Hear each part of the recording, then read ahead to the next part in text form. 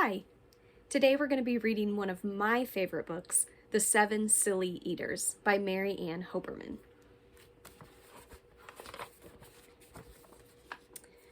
Not so long ago, they say, a mother lived, just like today. Mrs. Peters was her name. Her little boy was named the same. Now Peter was a perfect son, in every way except for one.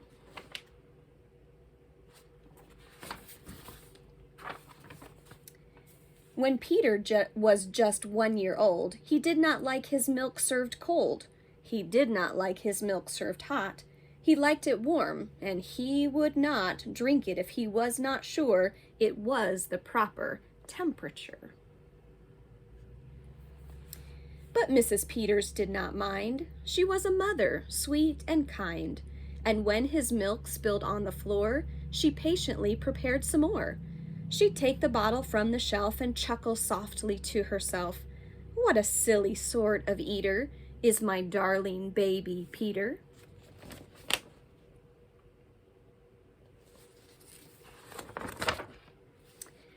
When Peter had not yet turned 2, another baby, sweet and new, was born, dear Lucy, small and fair, with big blue eyes and curly hair.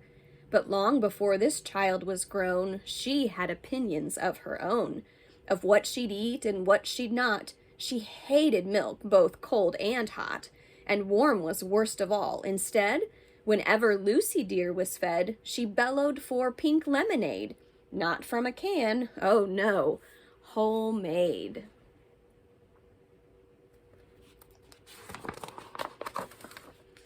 But Mrs. Peters did not mind. She squeezed each lemon to its rind, while mopping milk up from the floor and patiently preparing more. She'd take the lemons from the shelf and giggle softly to herself. What a silly pair of eaters are Lucy dear and Peter Peters.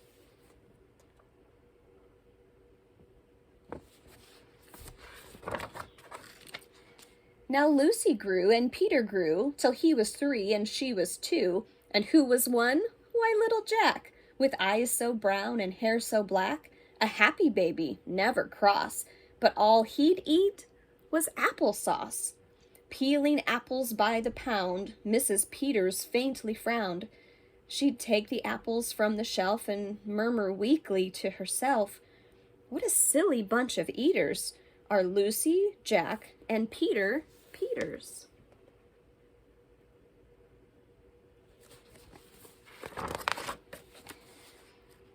Peter, Lucy, and young Jack had another brother, Mac. Mac was charming, round, and plump, but if his oatmeal had a lump, Mac would dump it on the cat. Mrs. Peters hated that. But since she loved her children 4, she'd strain the oatmeal 2 times more. She'd take it from the pantry shelf and mumble sadly to herself, what a foolish group of eaters are all my precious little Peters.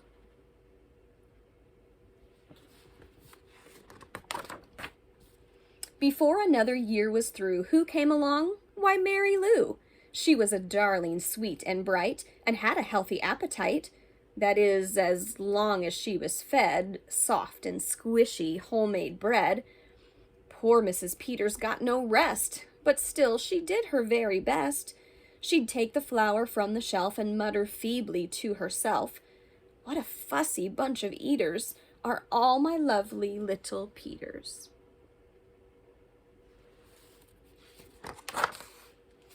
A year rolled by, the children grew. They really are a splendid crew, sighed Mrs. Peters, pinning pins and diapering her brand new twins.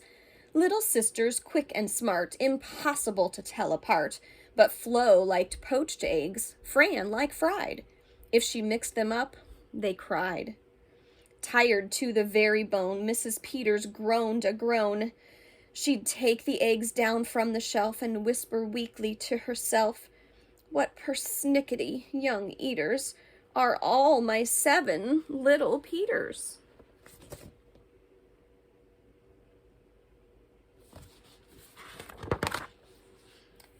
Now time went by as time will do, and as it passed, the children grew.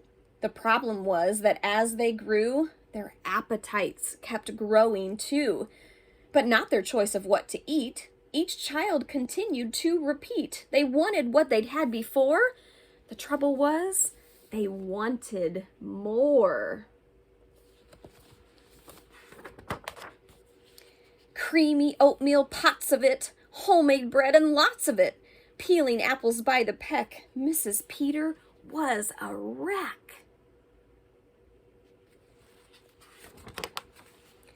She wiped her brow and heaved a sigh. Another year was passing by.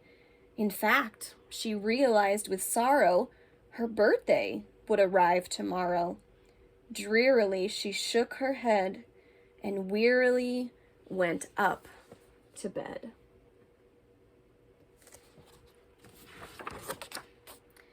She thought the children had forgot her special day, but they had not. At crack of dawn, they all began to carry out their secret plan. Mrs. Peters would be fed a birthday breakfast in her bed, a breakfast made of all the foods that kept them in such happy moods.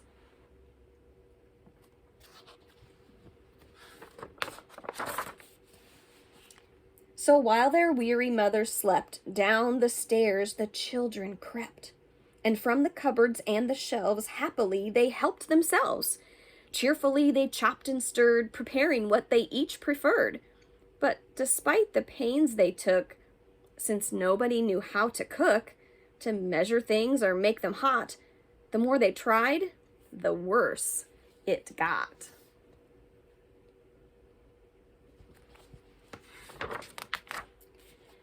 First, Mac's oatmeal turned out lumpy, which made poor Mac turn grim and grumpy. In fact, the lumps got him so cross, he dumped them in Jack's applesauce. This bothered Jack so much he threw it in the dough of Mary Lou, who tossed the mismatch that made straight into Lucy's lemonade. And that put her in such a huff she poured the icky, sticky stuff into the double frying pan that held the eggs of Flo and Fran, who flung the hodgepodge on the spot into the milk in Peter's pot.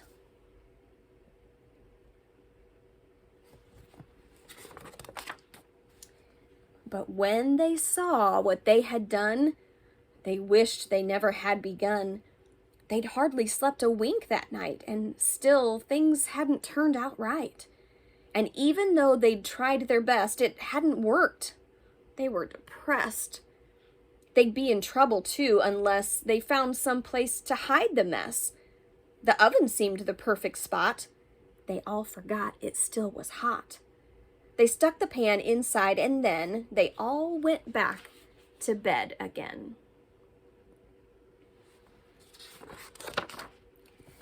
The clock struck 6, but on they slept. Meanwhile, their mother softly stepped down to the kitchen, smelled a smell. What could it be? She could not tell. It smelled so good. She sniffed some more and opened up the oven door. She woke the children with her cries. They all came running in surprise. And in the kitchen, what they found was Mrs. Peters dancing round. And in the oven, no mistake, a pink and plump and perfect cake.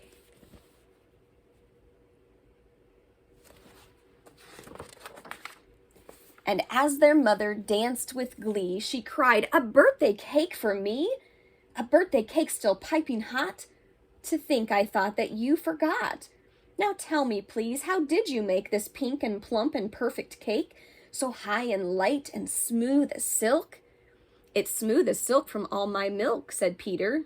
Lucy said, "It's pink from all my lemonade, I think." "And from my apples," added Jack. "My oatmeal made it soft," said Mac. "My bread dough, too," said Mary Lou. Said Fran and Flo, "As for its size, it was our eggs that made it rise." Then everybody sniffed some more and danced around the kitchen floor.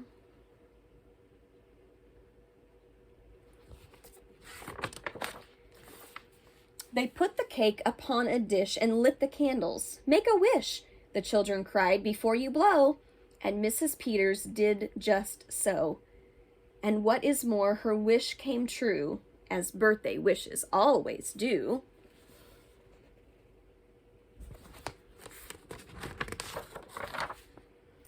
And from that day to this, 'tis said, the Peters family all is fed.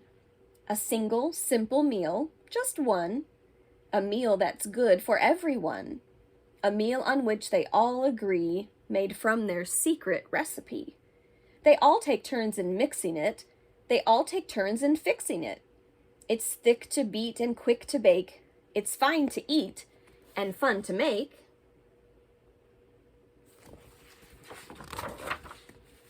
It's Mrs. Peters' birthday cake.